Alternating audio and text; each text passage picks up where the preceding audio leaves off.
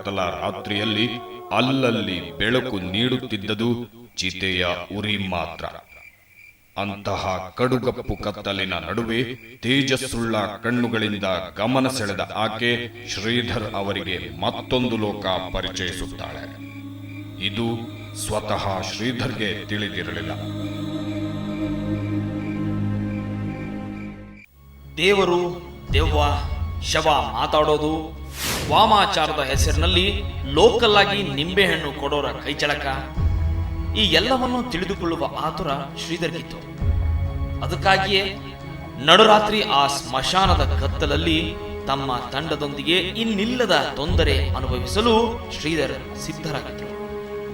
ಆದರೆ ಅವರು ಬಯಸಿದ್ದು ಸಿಗೋದು ಅಷ್ಟು ಸುಲಭವಲ್ಲ ಎಂಬುದನ್ನು ಮನದಟ್ಟು ಮಾಡಿಕೊಟ್ಟವರು ಅದೇ ಶವಸಾಧಕ ತಪನ್. ಹೋಗಿ ಅವ್ರನ್ನ ಕೇಳಿದೆ ನಾನು, ಕಾಲಿಮಾ ಕಾಣೋದು ಹೇಗೆ? ನಮ್ಮಂಥವ್ರು ಭಾಳ ಇದಲ್ಲ. ಅವ್ರು ಸಿಟ್ಟು ಬಂದ್ಬಿಡ್ತು ತಪನ್ಗೆ. ಏನು ಆರಾಮಾಗಿ ಕೇಳ್ತಿದ್ದೀಯ ನೀನು? ಏನು ಅಂದ್ಕೊಂಬಿಟ್ಟೆ ಕಾಲಿಮಾ ಅಂತ ಹೇಳಿದ್ರೆ? ನೀನು ಅಂಗಡಿಯಲ್ಲಿ ತೊಗೊಳ್ತೀಯಲ್ಲ, ಯಾವುದೋ ವಸ್ತು ಅಂದ್ಕೊಂಬಿಟ್ಟಿಯ? ಅಥವಾ ಬಜಾರ್ಲು ಯಾವ್ದು ಕೊಂಡ್ಕೊತೀಯಲ್ಲ ಹುಡುಗಿ ವೇಷ್ಯೆ, ಹಾಗೆ ಅಂದ್ಕೊಂಬಿಟ್ಟಿಯ? ಹಾಂ, ತಪನ್ಜಿ ಬೇಜಾರು ಮಾಡ್ಕೋಬೇಡಿ, ನಾನು ಹೇಗೆ ಮಾತು ಶುರು ಮಾಡಬೇಕು ಅಂತ ಗೊತ್ತಾಗಲಿಲ್ಲ. ನಾನು ಕೇಳಬೇಕಾಗಿದ್ದರಿಂದ ಹೇಗೆ ತಲುಪಬೇಕು ಏನು ಅಂತ. ಕಾಲಿಮಾ ಹೀಗೆ ಅಷ್ಟು ಸುಲಭ ಅಲ್ಲ, ನೀನು 10 ವರ್ಷ ಅಲಿಬೇಕಾಗ್ತದೆ, ನೋಡಬೇಕಾಗ್ತದೆ ಅಂತ ಫಸ್ಟ್ ಹೇಳಿದ್ರು.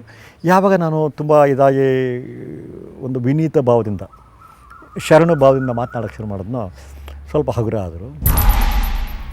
ಆ ಸ್ಮಶಾನದಲ್ಲಿ ಶ್ರೀಧರ್ ಅವರಿಗೆ ಮತ್ತೊಬ್ಬ ಸಾಧಕ ಪರಿಚಯವಾಗ್ತಾರೆ. ಅವರೇ ಡೇವಿಡ್ ಮಾಸ್ಟರ್. ಈ ಡೇವಿಡ್ ಮಾಸ್ಟರ್ ಆಗೋದಕ್ಕೆ ಕಾರಣ ಅವರು ಸಿದ್ಧಿಸಿಕೊಂಡಿರುವ ಆ ಶಕ್ತಿ. ಇವರಿಗೆ ವಿಪರೀತ ಹೆಣಗಳನ್ನು ನೋಡೋ ವಿಚಿತ್ರ ಹ್ಯಾಬಿಟ್.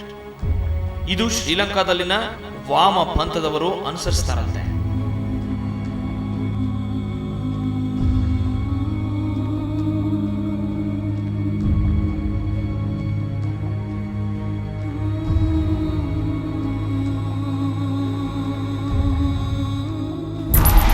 ಆ ಡೇವಿಡ್ ಮಾಸ್ಟರ್ ಒಂದು ಎಕ್ಸ್ಪೆರಿಮೆಂಟ್ ಮಾಡಿಸ್ತಾರೆ ನನಗೆ. ಆದರೆ ನಮಗೆ ಆಪೋಸಿಟ್ ಸಿಗದಿರೋ ಒಂದೇ ಒಂದು ಈ ಜಗತ್ತಿನಲ್ಲಿ ಅಂದರೆ ಸಾವು. ಸೊ ಸಾವನ್ನು ಆರಾಧಿಸೋದಿದೆಯಲ್ಲ, ಅದು ಒಂದೇ ಮೀನಿಂಗ್ಫುಲ್ ಮನುಷ್ಯ ಮಾಡಬಹುದಾದ ಒಂದು ಕ್ರಿಯೆ ಅನ್ನೋ ಒಂದು ನಂಬಿಕೆ ಇರೋ ಸಹ. ಕೊನೆಯದಾಗಿ ಶ್ರೀಧರ್, ತಪನ್ ಮತ್ತು ಡೇವಿಡ್ ಮಾಸ್ಟರ್ ಅವರನ್ನ ಪದೇ ಪದೇ ಪೀಡಿಸಿದಾಗ ಶವದೊಂದಿಗೆ ಮಾತನಾಡಲು ವೇದಿಕೆ ಸಿದ್ಧವಾಗಿತ್ತು. ಅತಿ ಶವ ಸಾಧನೆ, ಊಡು ಅಂದರೆ ಶವಕ್ಕೆ ಜೀವ ಕೊಡೋ ಒಂದು ಆಫ್ರಿಕನ್ ಪದ್ಧತಿ. ಸೊ ಏನು ಅಂತ ಕೇಳಿದಾಗ, ನಿನಗೆ ತೋರಿಸ್ತೀವಿ ಬಾ, ನೀನೇ ಒಂದು ಶವ ಹೇಳಿಸೋ ಹಾಗೆ ಮಾಡ್ತೀವಿ ಬಾ ಅಂತೇಳಿ ನಾವು ಒಂದು 4 ದಿನ ಇದ್ವಿ ಅಲ್ಲಿ. ಸೊ ಸಹಜವಾಗಿ ನನಗೆ ಕುತೂಹಲ, ಮತ್ತು ಒಬ್ಬನೇ ಬರಬೇಕು. ಅದೇನು ಪಿಕ್ನಿಕ್ ಅಲ್ಲ, ನಿನ್ನ ಹುಡುಗಲ್ಲ ಇರಲಿ, ನಿನ್ನ ಹುಡುಗಲ್ಲ ರೂಮ್ಗಳಲ್ಲ ಅಲ್ಲೋ ಎಲ್ಲೋ ಇರಲಿ, ಬಾ ನೀನು ಇಲ್ಲೇ ಸ್ಮಶಾನದಲ್ಲೇ ಒಂದು ಹೆಣ ತರಿಸಿ. ಅಲ್ಲಿ ಹೆಣಗಳು ಬಿದ್ದಿದ್ದು ಅಲ್ಲೇ ತುಂಬ. ಸೊ ನಾನು ಕರ್ಕೊಂಡೋದು ಒಂದು ಕಡೆ. ಚಿಲ್ಲಂನಿಂದ ಯಥೇಚ್ಛವಾಗಿ ಗಾಂಜಾ ಹೀರಿದ ನಂತರ ಮತ್ತಿನಲ್ಲೇ ಶವವನ್ನ ಮಾತನಾಡಿಸಲು ಮುಂದಾಗ್ತಾರೆ ಶ್ರೀಧರ್.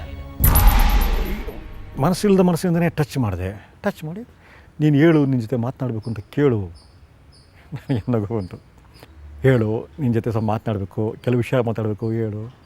ಎಲ್ಲಿ ಹೇಳ್ತದೋ ಹೇಳಲಿಲ್ಲ, ಎಲ್ಲಿ ಹೇಳ್ತಲ್ಲ, ನೀನು ತೀವ್ರವಾಗಿಲ್ಲ, ಮನಸ್ಸನ್ನು ನೆಟ್ಟಿ ಹೇಳು.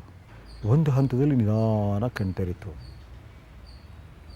ಆ ಕತ್ತಲೆಯಲ್ಲಿ ದೀಪದ ಬೆಳಕಿನಲ್ಲಿ ಹೆಣ ಕಣ್ಣು ತೆರೆದ ತಕ್ಷಣ ನನಗಿಡೋ ಎಲ್ಲ ಧೈರ್ಯನೂ ಹೊರಟೋಯ್ತು.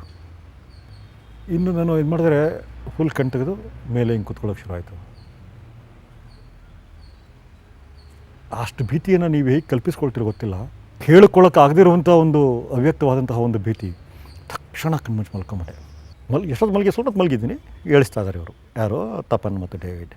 ಹೇಳಪ್ಪ, ಹೇಳು, ಯಾಕೆ ಗಾಬರಿ ಆಗಿಬಿಟ್ಟೆ? ಹೆಣ ಬೇಕು, ನೋಡಬೇಕು, ಶವಸಾಧನೆ ಅಂದೆ. ಎಲ್ಲಿ ಹೆಣ ಅಂದರೆ ಕೂತಿದೆ ಹೆಣ, ಅದು ಮನುಷ್ಯನೇ. ಯಾಕೆ ಇದು ಮಾಡಿದ್ರಿ? ನೀನು ಬೇಕು ಅಂತ ಹೇಳಿದೆಯಲ್ಲಪ್ಪ, ಹೆಣ ನೋಡಬೇಕು. ಸತ್ಯ ಆಗಲೇ ಗೊತ್ತಾಗೋದು. ಹೇಳಿದ ಮಾತ್ರಕ್ಕೆ ಶವ ಮಾತನಾಡೋದಾದ್ರೆ ಸಾಧಕರು ಯಾಕೆ ಬೇಕು ಅಲ್ವೇ? ಅದನ್ನೇ ಆ ಸಾಧಕರಿಬ್ಬರು ಶ್ರೀಧರ್ಗೆ ಮನವರಿಕೆ ಮಾಡಿಕೊಟ್ರು. ಇದೇ ಬೇರೆ ದಾರಿ. ಈ ದಾರಿಯಲ್ಲಿ ನಡೆಯಬೇಕಾದ್ರೆ ನಿನ್ನದೆಲ್ಲವನ್ನು ಬಿಟ್ಟು ಇಲ್ಲಿಗೆ ಬಾ ಎಂಬ ಸಲಹೆಯನ್ನು ನೀಡಿದ್ರು ಆ ಇಬ್ಬರು. ಆ ಮಾರನೇ ದಿನ ಸಿಕ್ಕಿದ್ದೇ ಆ ಯುವತಿ.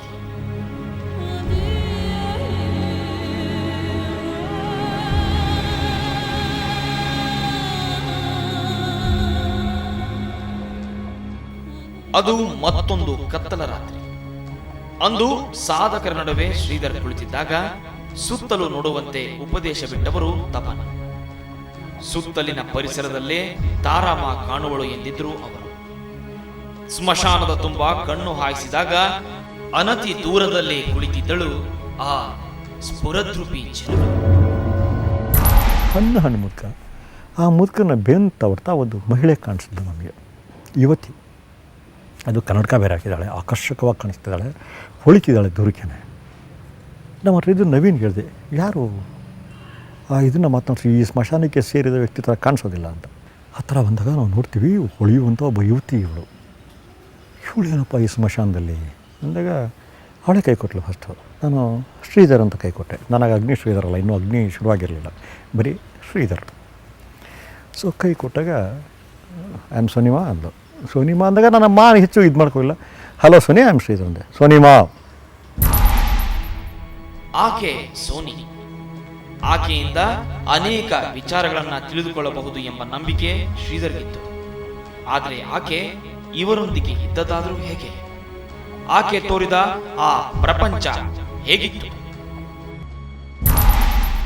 ಸ್ಮಶಾನದ ನಡುವೆ ದಿಗಂಬರರಾಗಿ ಈ ಲೋಕದ ಪಾರವೇ ಇಲ್ಲದ ಸಾಧಕರ ನಡುವೆ ಸುಂದರಿಯೂ ಇದ್ದಾಳೆ ಎಂದರೆ ಆಕೆಗೂ ಪ್ರಜ್ಞೆಯ ಆರಾಧಕಿಯನ್ನೋಡವೆ. ಆಕೆ ಮುಂದೆ ಶ್ರೀಧರ್ಗೆ ಶವ ಮಾತನಾಡುತ್ತಾ ಎಂದು ತಿಳಿದುಕೊಳ್ಳುವ ಕುತೂಹಲ.